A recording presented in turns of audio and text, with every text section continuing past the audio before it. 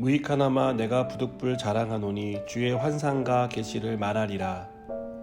내가 그리스도 안에 있는 한 사람을 아노니 그는 14년 전에 셋째 하늘에 이끌려간 자라. 그가 몸 안에 있었는지 몸 밖에 있었는지 나는 모르거니와 하나님은 아시느니라. 내가 이런 사람을 아노니 그가 몸 안에 있었는지 몸 밖에 있었는지 나는 모르거니와 하나님은 아시느니라. 그가 낙원으로 이끌려가서 말로 표현할 수 없는 말을 들었으니 사람이 가히 이르지 못할 말이로다. 내가 이런 사람을 위하여 자랑하겠으나 나를 위하여는 약한 것들 외에 자랑하지 아니하리라. 내가 만일 자랑하고자 하여도 어리석은 자가 되지 아니할 것은 내가 참말을 함이라. 그러나 누가 나를 보는 바와 내게 듣는 바에 지나치게 생각할까 두려워하여 그만두노라. 여러 계시를 받은 것이 지극히 크므로 너무 자만하지 않게 하시려고 내 육체의 가시 곧 사탄의 사자를 주셨으니 이는 나를 쳐서 너무 자만하지 않게 하려 하심이라. 이것이 내게서 떠나가게 하기 위하여 내가 3번 주께 간구하였더니 나에게 이르시기를 내 은혜가 내게 족하도다. 이는 내 능력이 약한 데서 온전하여짐이라 하신지라.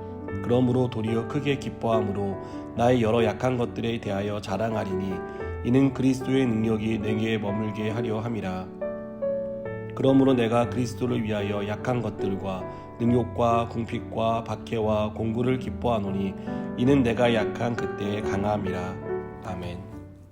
자랑하는 사람은 잘한 것, 남보다 뛰어난 것을 자랑합니다. 이 말은 남보다 못한 것, 남보다 약한 것을 자랑하는 사람은 없다는 뜻이기도 합니다. 우리는 약함은 자랑할 것이 못 된다고 생각합니다.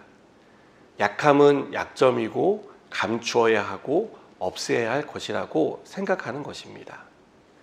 바울은 누구와 비교해도 뒤지지 않는 학벌과 경험 그리고 복음의 열매를 맺는 사람이었습니다.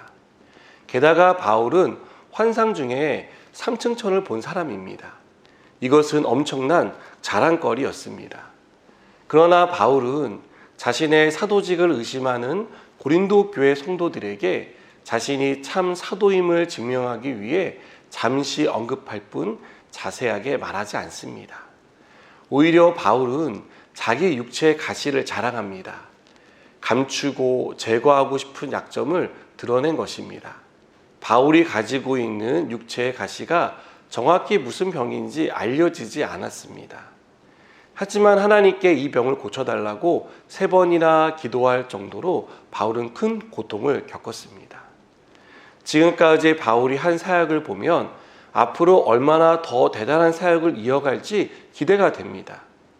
그렇다면 하나님이 바울을 영적으로, 육체적으로 건강하게 해주시는 게 맞지 않나 하는 생각을 하게 됩니다. 육체적으로 건강하다면 바울은 더 많은 지역을 다니며 더 많은 사람들에게 복음을 전하고 더 많은 교회를 세울 것입니다. 그러나 하나님은 바울이 3번이나 간구한 기도 제목에 응답하지 않습니다.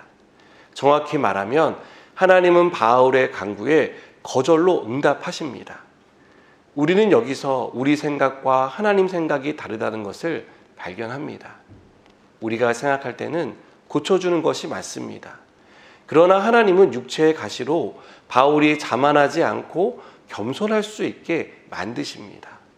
바울의 속력과 방향이 아닌 하나님의 속력과 방향으로 따르게 만드십니다.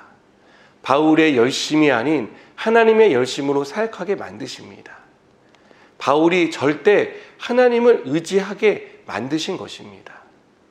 사랑하는 여러분, 우리는 약한 것을 자랑하지 않습니다.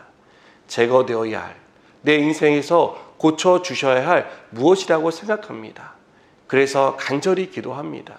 그것만 없애주신다면 하나님을 더 잘 섬기겠다고 고백합니다. 그러나 하나님이 없애주시지 않습니다.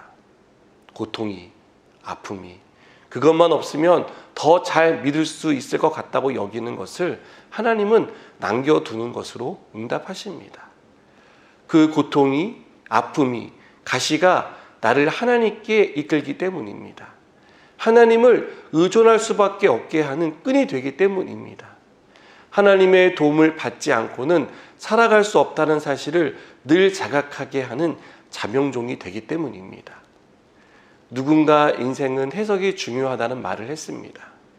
육체의 가시를 제거되어야 할 고통으로 여기는 사람은 평생 고통 때문에 원망합니다. 그러나 육체의 가시가 나를 하나님께 이끄는 끈이요 자명종이라고 여기는 사람은 하나님의 능력을 경험하는 은혜의 통로로 삼습니다. 사랑하는 여러분, 고통, 고난, 질병, 깨어짐 등의 가시를 가지고 계십니까?